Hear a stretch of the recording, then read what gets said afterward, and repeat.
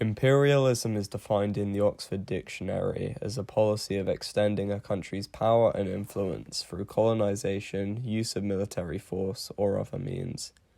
There is no doubt that America has a long history of imperialism, actually predating the United States itself.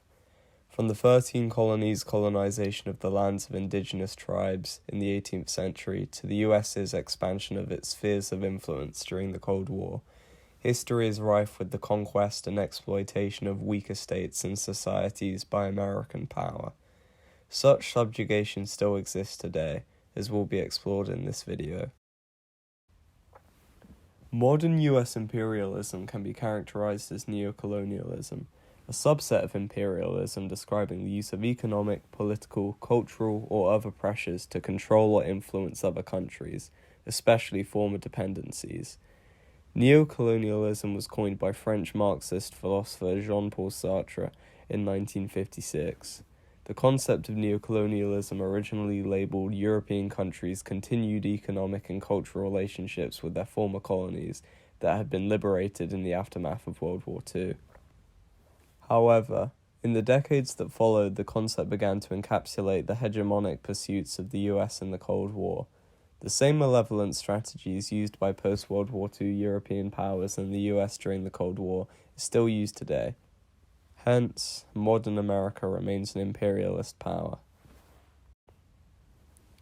One significant shift from pre-1991 US imperialism to post-1991 US imperialism was within the American government's incentives to engage in it. During the Cold War, the global expansion of American influence was driven by their will to mitigate the USSR's relative military and atomic power and attain capitalist global ideological supremacy. However, with the collapse of the USSR and the US's contemporary lack of a military or ideological threat, their sustained imperialism is exclusively driven by the will to promote the interests of their government at the expense of the global South. Modern neocolonialism allows the US to reap economic benefits such as gaining new markets and access to natural resources, as well as national security and diplomatic privileges.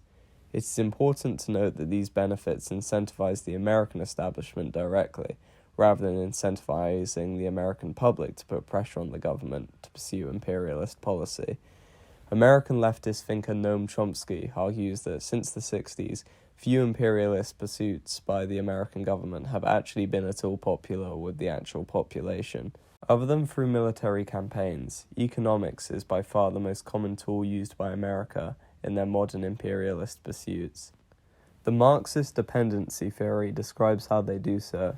It declares that by penetration of multinational corporations, economic sanctions, and partnerships, colonizing countries intentionally foster and enforce a culture within developing nations that is economically dependent upon their own.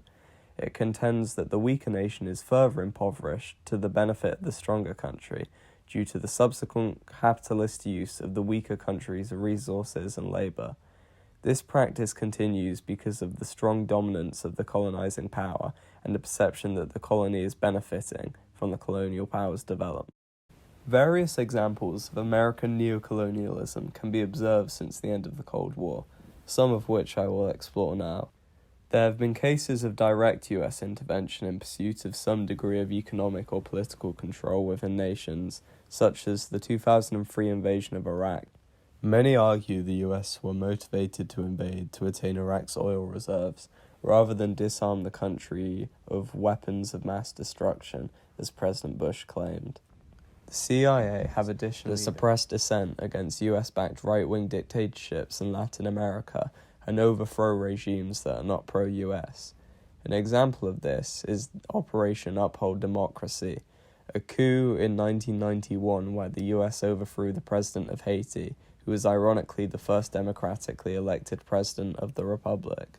More recently, in 2006, the US offered the Honduran army $200 million in aid to support their coup against the democratically elected president Manuel Zelaya. Various examples of economically executed neocolonialism have concurrently occurred throughout the past 3 decades. The concept of coca colonization calls attention to the huge multinational corporations, such as Coca-Cola, spreading internationally to exploit developing nations for the benefit of their American executives. Critics argue that these companies are damaging these developing countries through plundering their natural resources.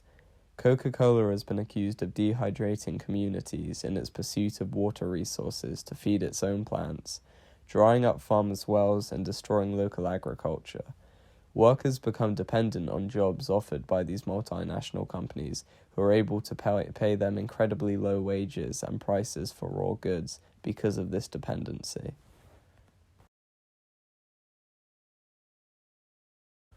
Is all this moral? Absolutely not. It is easy to conclude that powerful countries staging and supporting coups against democratically elected leaders that they don't like and don't pose any genuine significant threat is unjustifiable.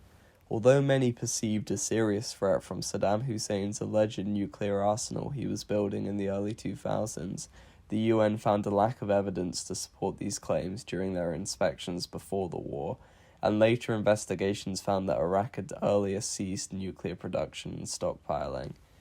Even if you were to assume that the US genuinely perceived Iraq to pose a nuclear threat, the pursuit of oil control still remains a legitimate secondary motive.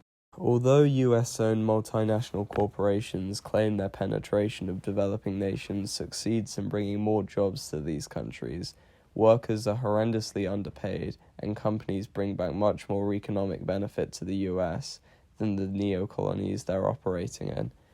Leaders of developing countries will allow the companies to do this in order to enrich themselves through the agreements they make, mutually benefiting from the exploitation of their own country.